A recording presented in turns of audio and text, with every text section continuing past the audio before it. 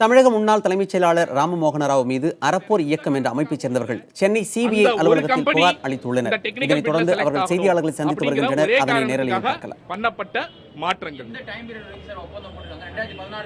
இது 30 ஏப்ரல் 2016 ஒப்பந்தம் போட்டிருக்காங்க. அதாவது ஒரு வருடத்திற்கு 130 கோடிக்கு இந்த ஒப்பந்தம் போட்டிருக்காங்க. அடுத்த வருஷம் ஒவ்வொரு வருஷமும் என்ன செய்வாங்க அப்படின்னு சொன்னா, அவங்களுக்கு டெண்டர் 3 வருஷம் வரைக்கும் அவங்களுக்கு தான் டெண்டர். 4வது வருஷமும் அவங்க 2 பேர் ஒத்துக்கிட்டாங்கன்னு, அதாவது தமிழ்நாடு மெடிக்கல் சப்ளைஸ் கார்பரேஷனும் பத்மாவதியும் ஒத்துக்கிட்டாங்கன்னு சொன்னா அவங்க 4வது வருஷத்துக்கு எக்ஸ்டெண்ட் பண்ணிக்கலாம் அப்படிங்கிற கிளாஸும் போட்டாங்க. அப்படின்னா என்ன பண்ணுவாங்க அப்படின்னு சொன்னா, அடுத்த வருஷம் காஸ்ட் வேணும்னா அவங்க கூட்டிக்கலாம். ஏன்னா மற்ற விலைவாசிக்கு ஏற்ற மாதிரி சில காஸ்ட்லாம் அதிகமாகும்னு சொல்லி காஸ்டிங் கூட்டிக்கலாங்கிற கிளாஸும் இருக்கு. சோ விச் மீன்ஸ் 130 கோடிங்கிறது அடுத்த வருஷம் 140 கோடி, அதுக்கு அடுத்த வருஷம் 150 கோடி, 160 கோடினோ அதிகரிக்கலாம். அதனாலதான் நாங்க சொல்றோம், நீங்க மொத்தம் 4 வருஷத்துக்கு கணக்கு பண்ணீங்கன்னா இந்த 130 × 4 போட்டா கூட மினிமம் 520 கோடி ரூபாய்க்கான ஒரு டெண்டர்ல இந்த ஊழல் வந்திருக்கு, பணமும் கொடுக்கப்பட்டிருக்கு. இல்ல, பொதுமக்களுக்கு தெரிய வேண்டிய விஷயம் என்னன்னா, மெயினா நீங்க யோசிக்க வேண்டிய விஷயம் என்னன்னா, இப்போ ஒரு கவர்மெண்ட் ஹாஸ்பிட்டல் போறீங்க, அங்க எல்லாமே அழுக்கா இருக்கு, அங்க ஸ்ட்ரெச்சர் தள்ளுறதுக்கு கூட உங்ககிட்ட லஞ்சம் கேக்குறாங்கன்னா அதுக்கு காரணம் இதுதான். புரிஞ்சுங்க.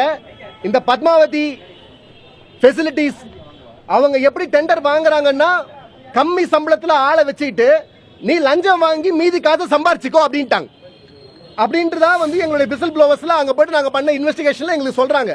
சோ அதனால நீங்க கவர்மெண்ட் ஹாஸ்பிட்டல் போறீங்கன்னா, ஒரு வார்டுல இருந்து இன்னொரு வார்டுக்கு ஸ்ட்ரெச்சர் தள்ளும் போது நீங்க 100 ரூபாய் கொடு, 200 ரூபாய் கொடுன்னு லஞ்சம் வாங்குறான்னா அது இதனாலதான் ஆகுது. அதை நீங்க புரிஞ்சுங்க. அழுக்கா இருக்கா, சுத்தமா இல்லையா, இன்ஃபெக்ஷஸ் டிசீசஸ்னால தான் நோய்களால தான் மக்கள் நிறைய சாவுறாங்க கவர்மெண்ட் ஹாஸ்பிட்டல்ல நமக்கு எல்லாருக்கும் தெரியணும்னா, அதை சுத்தமா வச்சுக்க மாட்டாங்கன்னா அதுக்கு காரணம் இந்த பத்மாவதி ஃபெசிலிட்டிஸ் கம்பெனி தான். அவங்க வேலையை செய்ய மாட்டாங்க, நிறைய ஆட்களை போட மாட்டேன்றாங்கன்றதுனால தான் நம்ம சாவுறோம். இத பொதுமக்கள் நல்லா புரிஞ்சுக்கணும்.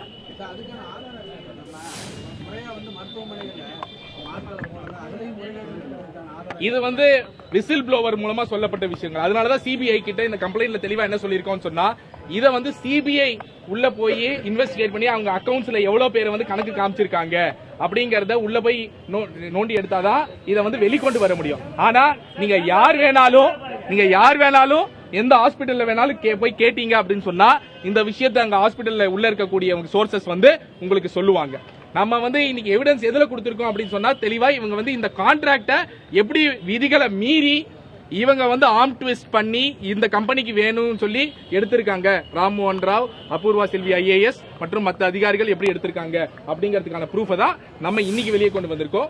இது பிரைமா ஃபேசி எவிடன்ஸ். இதை வச்சு சிபிஐ இன்வெஸ்டிகேஷன் பண்ணி இன்னும் நிறைய உண்மைகள் தோண்டி எடுக்கப்பட வேண்டியது இந்த இதுல இருக்கு.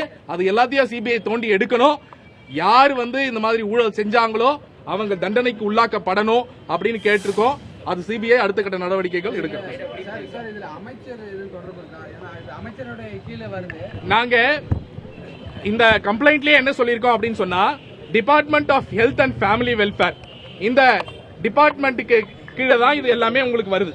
அப்போ இந்த டிபார்ட்மெண்ட் ஹெட் பண்ணக்கூடிய பிரின்சிபல் செக்ரட்டரி ஆகட்டும், ஜெய ராதாகிருஷ்ணன் ஆகட்டும், அதே மாதிரி ஹெல்த் மினிஸ்டர் விஜயபாஸ்கர் ஆகட்டும், இவ்வளவு ஒரு பெரிய டெண்டர் வரும்பொழுது இவங்களுக்கு தெரியாம இந்த மாதிரி ஒரு டெண்டர் போறதுக்கான வாய்ப்புகள் மிக குறைவு. அதுவும் ராதாகிருஷ்ணன் அவர்கள் தமிழ்நாடு மெடிக்கல் சப்ளைஸ் கார்பரேஷனோட போர்ட்லயும் இருக்காரு. அப்போ அப்படி இருக்கும் பொழுது அமைச்சருக்கோ இல்ல ஹெல்த் செக்ரட்டரிக்கோ தெரியாம இந்த மாதிரி ஒன்று நடந்திருக்க வாய்ப்பு இல்ல. அவங்களுடைய ரோல் இதுல என்ன அப்படிங்கறதையும் சிபிஐ இன்வெஸ்டிகேட் பண்ணணும்னு கேட்டுட்டு இருக்கோம்.